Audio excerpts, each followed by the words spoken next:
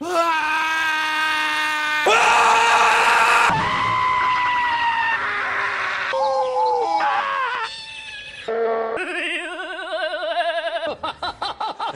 where are my socks? Honey, where are my socks? Honey, where... Daddy, would you like some sausage? Daddy, would you like... Fucker! You fucker! Fucker! Oh! Huh? What the f... Hello again, everyone. This is Bionic Slime. I'm your online voice for reviews of your choice, and this is another installment of BS Reviews. Thank you all for tuning in. You know, when it comes to guilty pleasures, it's hard to judge what some person likes opposed to what everyone should like. And no matter how much and how badly we want animes to work on every level for everyone, there are just going to be some shows that just aren't going to please everyone, and they're pretty much aimed at just one crowd, or at least they're targeting one crowd. And if they get more people, that's great, but usually they have a specific audience in mind. And when it comes to shows like that, it's hard to judge them. And that's what we have here with an oldie but a goodie anime series, the Dirty Pair OVA anime series, which came out in 1989. It was directed by Masayoshi Tanidabe and brought to you by the now extinct ADV Films. It stars Jessica Calvello as Yuri, Pamela Lauer as Kei, Jason Douglas as Chief Ghoulie, and Phil Ross as Dr. Q. The plot of Dirty Pair OVA. Set in a futuristic, space-like world, the Dirty Pair are a pair of beautiful young 17-year-old girls who are in fact agents for an organization known as the 3WA. They are trouble consultants who have been assigned to this position of the Lovely Angels, their code name. Unfortunately, they constantly get referred to as the Dirty Pair due to their foul language and their unfortunate penchant for destroying everything and everyone in their path. This series basically follows the misadventures of our two main heroines. Kei, the red-headed, fiery-headed girl who has much more man in her than woman, and tends to like guns and explosives a little too much. And then you have Yuri, the more prissy, more princess, girly-like girl who focuses more on beauty and dates rather than her mission. Well, they both kind of do that, so, and I guess in a sense they work very well together. And this series pretty much follows their misadventures through space and other crazy shenanigans, which ultimately always ends up with lots and lots of big friggin' explosions. Review of the plot of Dirty Pair OVA. As I said in my Oran High School Host Club review, when it comes to simple plots like this, it's hard to really judge them because they're targeted at specific people, much like Oran was. This is targeted at a more specific audience, and if you can't tell, then you're probably blind as a bat, because this is definitely what I would call a guy's anime. I mean, you got half-naked women walking around, blowing shit up, and just getting skimpier and skimpier and sexier by the minute. And the funnier thing is that even the sequel series, the remake, Dirty Pair Flash, that wasn't even half as skimpy and scantily clad as this show was made out to be. So it's pretty obvious who the audience is being targeted with this. That being said, this show actually has a nice variety in terms of plot lines, because each episode pretty much stands on its own. Each story is a different weird and wacky mission that takes the Dirty Pair across the galaxy, encountering various weird things. I mean, they fight God, they fight skeleton Halloween robots, they discover sleeping girls in time capsules, they fight drug-obsessed loony bins, they become space truckers, they fight kids with big guns. I mean, they go through so many crazy shit that it's really fascinating to think how many times you can have two gorgeous women blow the crap out of everything and still make it fun and interesting.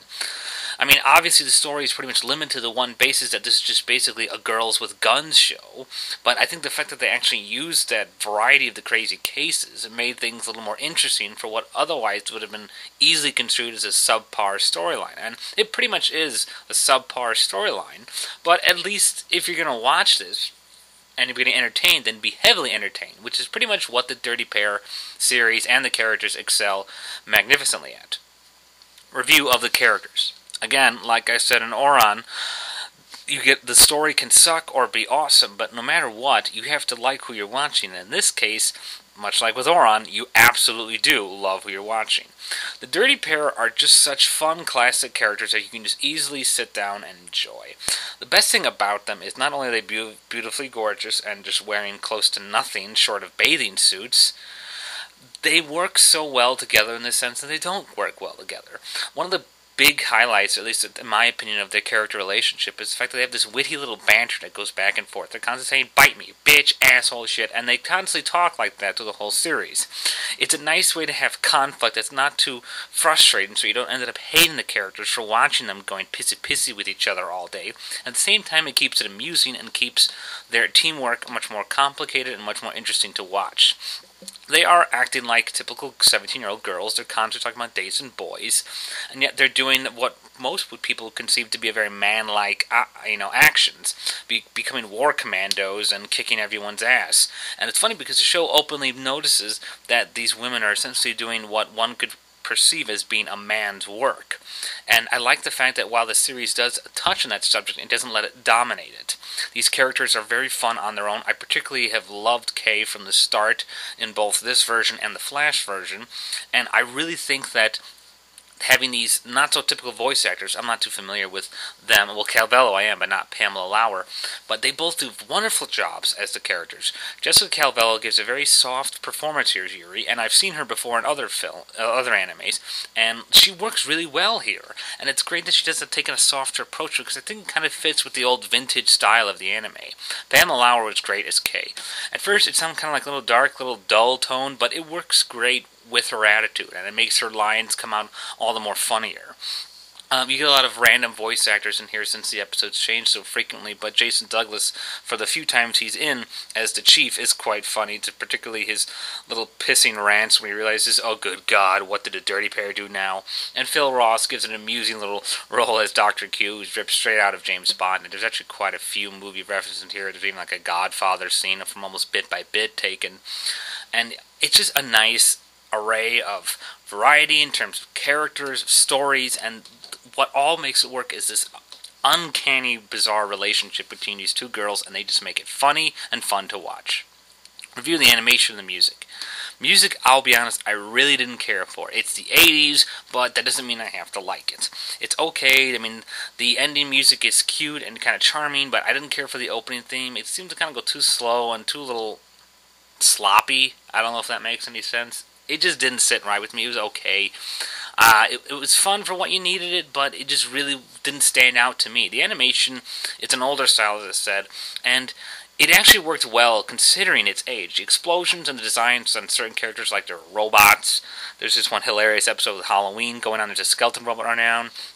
The animation kept up perfectly with everything, and I usually can notice flaws in older anime when you're rushing that quickly, but the show is constantly about action and humor, and yet somehow by going at this super fast pace, the animation still managed to keep up. It was still colorful, the characters weren't sloppy looking and cheap looking, everyone had distinctive looks, and the violence and the designs of the weapons was all very high-tech, very science fiction. You really felt knee-deep embedded into the science fiction world, and it's thanks to the excellent use of the animation, being though vintage animation as it is, it still managed to work.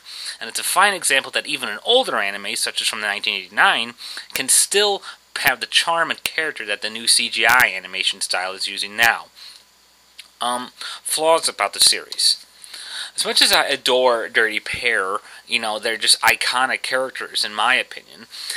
The main problem that I have with the show is that it just doesn't really connect in terms of the story. I mean, it's okay to do these crazy missions, but because it's an OVA series, it ends so abruptly that, and I've mentioned this before in my Things That Anime Must Die thing, that I freaking hate it when OVAs just end abruptly. You get sucked into these characters, you get attached to them, and then you just end it like that. I think that's a stupid-ass idea, and I think it's a stupid way to handle a show. You got great characters here, and you end it with no conclusive ending. I think it was a stupid way to handle the series how it's handled.